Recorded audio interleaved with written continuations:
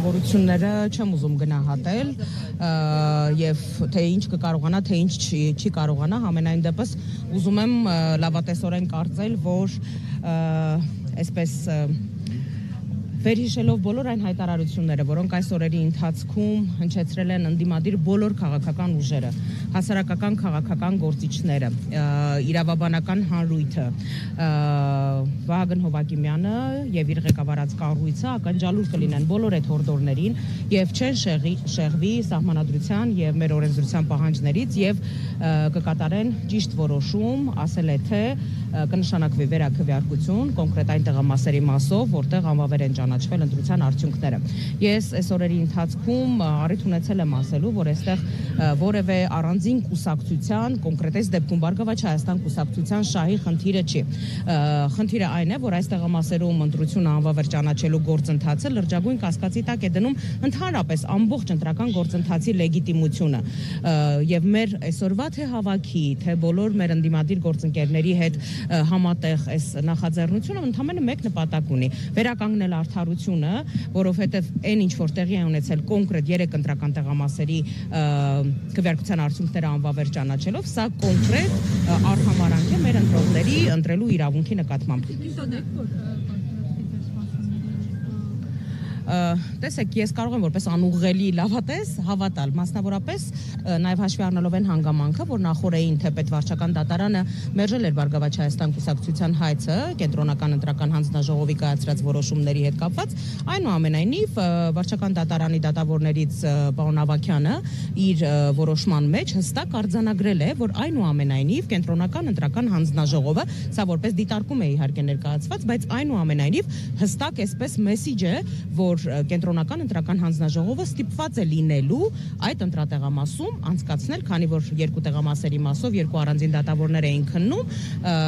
կոնկրետ ասի 51-ի մասով, որ կոնկրետ այդ ընտրատեղամասում ստիպված է լինելու իրականացնել վերաքվեարկություն։ Սա նաև այսպես մեր դատական ատյանների գնահատականն է, այս իրող այո։ Տիկին Տոնյան, դուք խոսեցիք մի քանի ընտրատեղամասեր Դա ընդհանուր կարծիք է, այո, գնահատական, որ ստիպված է լինելու, այո, վարչական դատարանի գնահատականն է։ Տիկին դուք խոսեցիք մի քանի ընտրատեղամասերում վերաքվեարկության հնարավորության մասին, բայց հաշվի առնելով, որ թե նախընտրական շրջան, թե ընտրական process-ի ընթացքում, թե այսօր հետընտրական է գործընթացների շրջանակում Փաշինյանը շարունակում է այդ թվում Գագիկ Ծառուկյանին, բայց նաև բոլոր ընդդիմադիր ուժերին անվանակել, մեղադրանքներ ուղղել, այսօր էլ սպառնացել է, որ այլևս թավիշը չի գործելու նրանց համար։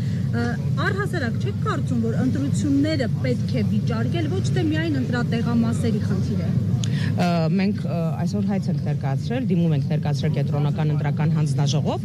որտեղ այո, մենք նաև ընտրական ամբողջ գործընթացի լեգիտիմությունն ենք վիճարկում, այդ մասին քիչ անց մեր իրավաբանների ներկայությամբ մենք հստակ խոսենք կենտրոնական ընտրական հանձնաժողովի նիստի ժամանակ, տեսեք, ինչ վերաբերվում է Նիկոլ Փաշինյանի լեքսիկոնին, ռետորաբանությանը, առիթներ ունեցել եմ ասելու, որ այն, որ մենք այդ լեքսիկոնով եւ այդ ռետորաբանությամբ նրան չենք արձագանքում, դեռևս չի նշանակում, որ չենք կարող արձագանքել, սակայն այստեղ ընդհանրապես դաստիարակության եւ անցած ճանապարհի խնդիր է, այնպես որ մեր արձագանքի կոշտությունը թողնում եմ Նիկոլ Փաշինյանի երևակայությանը։ Տոնոյան կներեք, այսօր Իշխան Սաղաթելյանը ասել էր, որ ընդդիմադիրների հետ այս օրերի ընթացքում այսպես կառուցողական աշխատանքները եղել, ինչ է քննարկվել, ինչ է որոշել, կարգավորել որոշել, ինչ է կանելու հետագան եք պլանավորել։ Ոչ միայն հետագան, այլ նաև ընթացիկ աշխատանքներն են քննարկվում, շատ արդյունավետ այո հանդիպումներ են ունեցել այս օրերի ընթացքում, ինչպես 2 օր առաջ առիթ ունեցել եմ ասելու, որ մենք կոնսուլտացիաների քննարկումների շարք ենք սկսում ընդդիմադիր մեր գործընկերների հետ, շատ արդյունավետ քննարկումներ են, այդ քննարկումների արդյունքներից մեկն էլ այսօրվա նաև էս համատեղ հավաքն է, որովհետև բոլոր ընդդիմադիր ուժերը կոչ են արել իրենց համագիրներին, ընդհանրապես մեր հայրենակիցներին այսօր այստեղ ներկա գտնվելու, մնացածի մասին արդեն հաջորդիվ մեր քայլերի մասին կտեղեկացնենք, ներեցեք, ես իրոք ուշանում եմ նիստից։ ճշտով հարցը, եթե նույնիսկ հիմա բարգավաճի այդ 4%-ը լինի անցորիկ շեմը, դուք ընդհանուր արդյունքները վիճակելու եք այսինքն։ Տեսեք, խնդիրը ընդհանրապես 4%-ի շեմը հաղթահարելը չի կամ կրկնում եմ խորհրդանում ներկայացված լինելը չի։ Սա հնարավորություն է արդարությունը վերականգնելու, որովհետև եթե այսօր սա կոնկրետ Բարգավաճ Հայաստան կուսակցության նկատմամբ է կիրառվում, նախ սկսենք նրանից, որ Բարգավաճ Հայաստան կուսակցության խորհրդանում ներկայացված լինել չլինելը